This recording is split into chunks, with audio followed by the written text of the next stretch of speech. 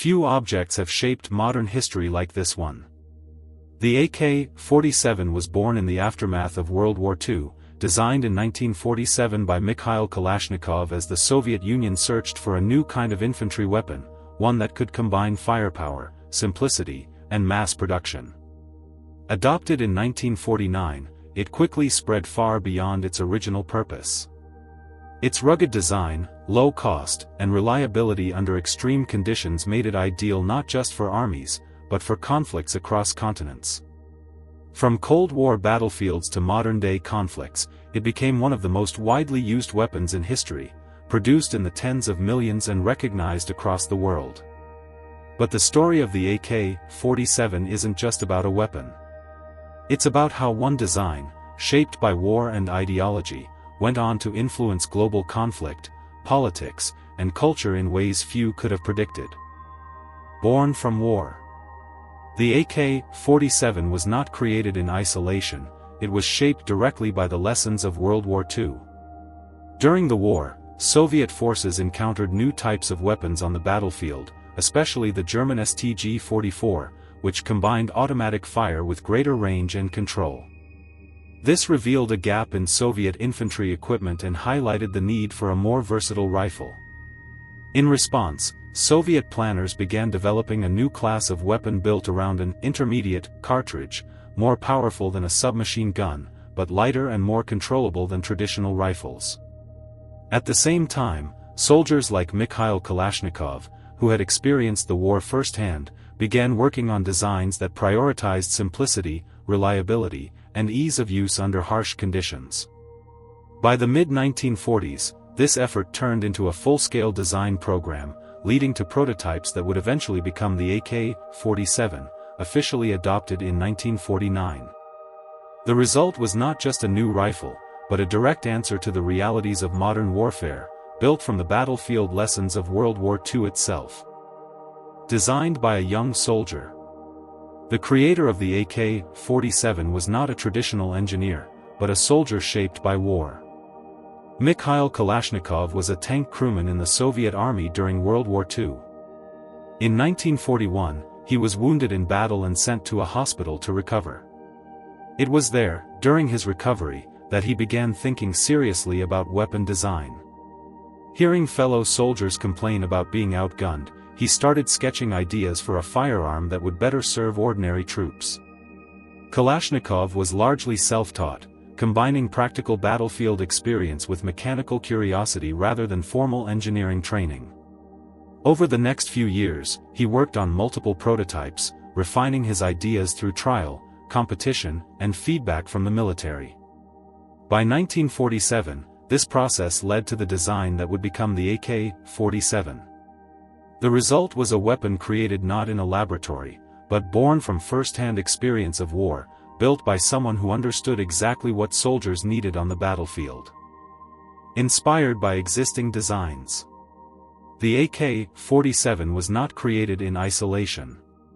When Mikhail Kalashnikov and Soviet engineers began developing a new infantry rifle in the mid-1940s, they were already studying lessons from earlier wartime weapons used during World War II. One of the most important influences was the German STG-44, widely considered the first practical assault rifle. Its use of an intermediate cartridge and controllable automatic fire introduced ideas that reshaped modern small arms development. At the same time, Soviet designers were also influenced by other established rifles and internal experimental models, combining different mechanical concepts rather than copying a single design. Kalashnikov himself built on these ideas while developing his prototypes during post-war Soviet competitions, adapting proven principles into a simpler, more rugged system suited for mass production and harsh battlefield conditions. So while the AK-47 is often seen as a revolutionary design, it actually emerged from a broader evolution of wartime firearms technology, refining existing concepts into a new, unified platform. Official adoption in 1947.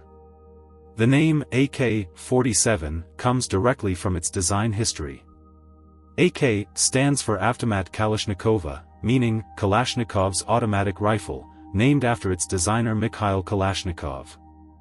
The 47 refers to 1947, the year the final version of the design was completed and presented for military trials.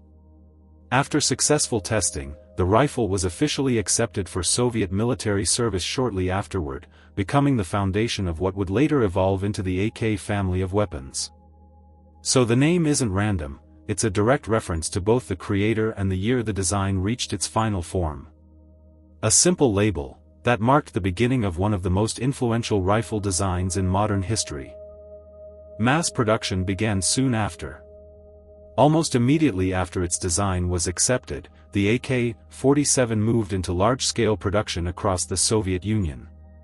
By 1949, it had been officially adopted as the standard infantry rifle, and factories such as the Izhevsk and Tula arsenals began manufacturing it for military use.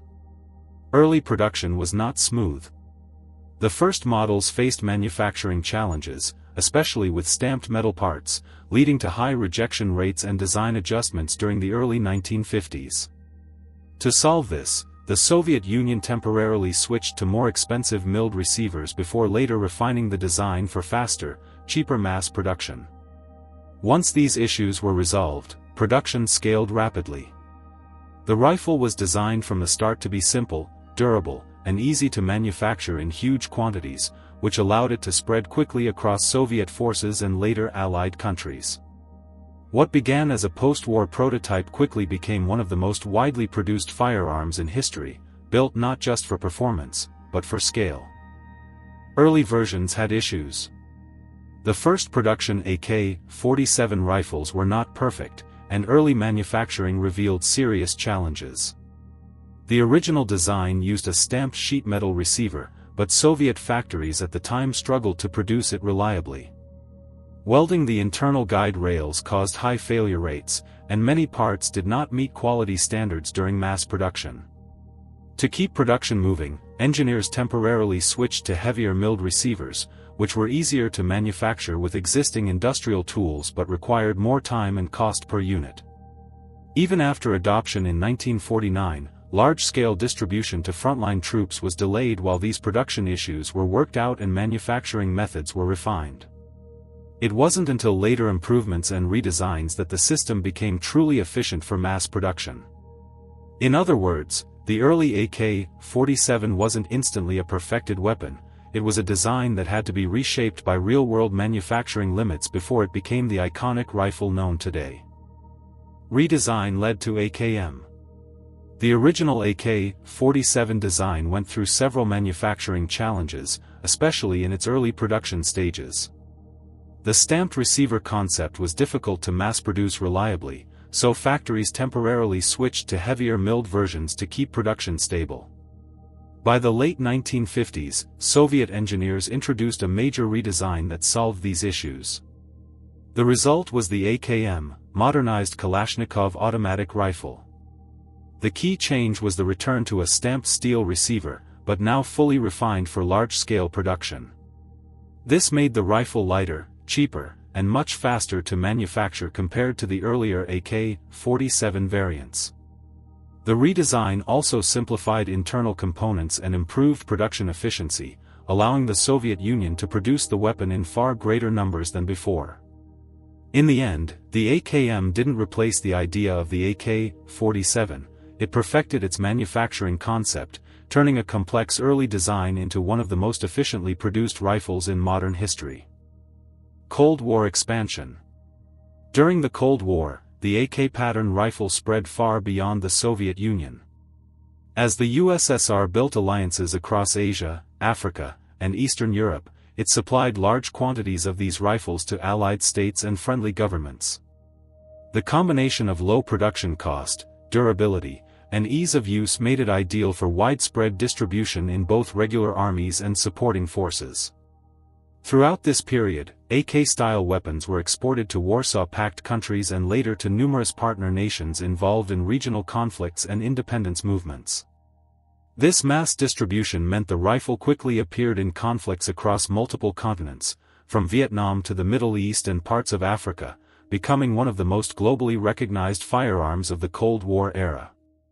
Its spread was not accidental, it was part of a broader geopolitical strategy, where military support and influence were extended through standardized, easily replaceable equipment. What began as a Soviet infantry rifle became a global tool of Cold War politics. Symbol of revolution. The AK-47 became more than a weapon, it became a political symbol. During the Cold War, it was widely distributed to liberation movements and revolutionary groups across Asia, Africa, and Latin America. Because of its simplicity and availability, it became associated with armed resistance against colonial rule, foreign intervention, and existing governments. In several cases, this symbolism became official. The most notable example is Mozambique, where the AK-47 appears on the national flag as a representation of defense and the struggle for independence. It also appears in the emblems or symbols of other movements and states tied to revolutionary histories, reinforcing its image as a tool of political change rather than just military equipment.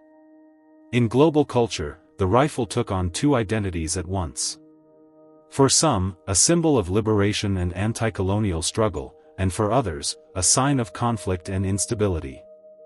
What began as a Soviet infantry design became a visual icon of revolution across the 20th century. Licensed and unlicensed production. The AK-47 didn't stay confined to one country for long. As Soviet influence expanded during the Cold War, many Allied nations were given official licenses to produce their own versions of the rifle. Countries such as Bulgaria, Poland, East Germany, and Romania manufactured AK-pattern weapons under formal agreements, often closely following Soviet specifications. At the same time, the design spread even further through reverse engineering and local adaptation. Some nations produced near-identical copies without official authorization, while others developed modified versions tailored to their own factories, materials, and military needs. This led to an enormous global family of AK-type rifles, spanning dozens of countries, each with slight differences in construction, appearance, or production method, but all based on the same core design. Over time, this mix of licensed production and unlicensed copying helped turn the AK platform into one of the most widely manufactured firearms systems in history, with tens of millions produced worldwide. What began as a Soviet military rifle became a global design, replicated and adapted across continents, often far beyond its original control.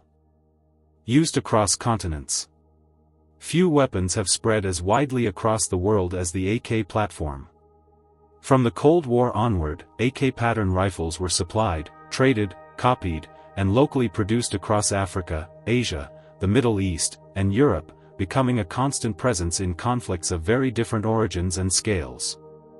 Its reach expanded through both official military aid and unlicensed production, meaning the design did not stay tied to one country or one conflict. It adapted and reappeared in dozens of regional wars and insurgencies over time. From Southeast Asian jungles to African civil wars, from Middle Eastern conflicts to European Cold War-era tensions, the same core platform kept resurfacing in different forms, environments, and hands. What made this possible wasn't just politics, it was the design itself, simple enough to copy, durable enough to survive harsh conditions, and widespread enough to become almost universal in irregular warfare. Over time, the AK became less a regional weapon, and more a global constant in modern conflict. Evolution into new variants. The AK design didn't stop with the AK-47, it kept evolving as military needs changed. By the 1970s, the Soviet Union introduced a major upgrade known as the AK-74, marking the next step in the platform's development. The biggest change wasn't just appearance, it was the shift to a new, smaller caliber cartridge, 5.45 by 39 mm, designed to reduce recoil and improve control during automatic fire. Engineers also refined internal components, updated the muzzle design, and improved handling characteristics to match modern infantry tactics and logistics. Despite these changes, the core operating system remained the same, preserving the simplicity and reliability that defined the original design. In practice, the AK-74 wasn't a replacement of the AK-47, but a continuation of its evolution, adapting the same foundational idea to new battlefield realities and military requirements. Over time, this process continued, leading to even more variants across different countries, each adjusting the platform to its own needs while keeping the same underlying concept intact. Adapted for different environments. The AK platform was built with versatility in mind, and it proved it across some of the harshest environments on Earth. From the beginning, the design emphasized simplicity, durability, and the ability to function even when exposed to dirt, sand, moisture, or extreme temperatures. This made it suitable for a wide range of climates without requiring constant maintenance. In desert regions, the rifle's loose internal tolerances allow sand and dust to enter without jamming the mechanism, helping it continue firing even under gritty conditions. In humid jungle environments, where moisture and mud can quickly disable more sensitive equipment, the AK's rugged construction and corrosion-resistant components help it keep functioning with minimal care. And in extreme cold, such as Arctic or mountainous regions, its simple moving parts and gas-driven system allow it to operate reliably even when temperatures drop well below freezing. Rather than being tailored to a single battlefield, the platform was designed to survive all of them. That adaptability is one of the key reasons the AK became a global weapon, capable of working in environments where other systems might fail. Simple design philosophy. At the core of the AK-47's success is a design built around simplicity. From the beginning, it was engineered with one priority: reliability under real battlefield conditions. Instead of complex mechanisms or precision-dependent parts, the rifle uses a straightforward system with relatively few moving components, reducing the chances of failure. Its internal parts are intentionally built with looser tolerances, meaning dirt, sand, or debris are less likely to stop the weapon from functioning. The operating system itself is robust and forceful, using a long-stroke gas piston that continues cycling even when the rifle is dirty or poorly maintained. This approach also made it easy to use and maintain. Soldiers with minimal training could quickly learn to operate, clean, and repair it in the field, often without specialized tools. In short, the AK-47 wasn't designed to be perfect, it was designed to keep working when conditions were far from ideal. And that philosophy, simplicity over precision, is what turned it into one of the most reliable and enduring rifle designs in modern history. Cultural impact. The AK-47 became one of the most recognizable objects in the world, not just because of how it was used, but because of what it came to represent. Over decades of global conflict, its widespread presence turned its silhouette into an instantly identifiable image, often associated with power, resistance, and modern warfare itself. It appeared far beyond the battlefield. The rifle shows up in films, television, video games, music, and visual art, frequently used as a symbol to represent conflict, rebellion, or authority in storytelling and media. In some parts of the world, it even became part of national identity. The AK-47 appears on the flag of Mozambique and in various emblems tied to revolutionary movements, reflecting its role in independence struggles. At the same time, its meaning is not universal. In Western media, it is often portrayed as the weapon of enemies, criminals, or insurgents, while in other contexts it is linked to liberation and resistance. That dual image, tool of conflict, symbol of power, helped turn the AK-47 into more than a weapon. It became an icon.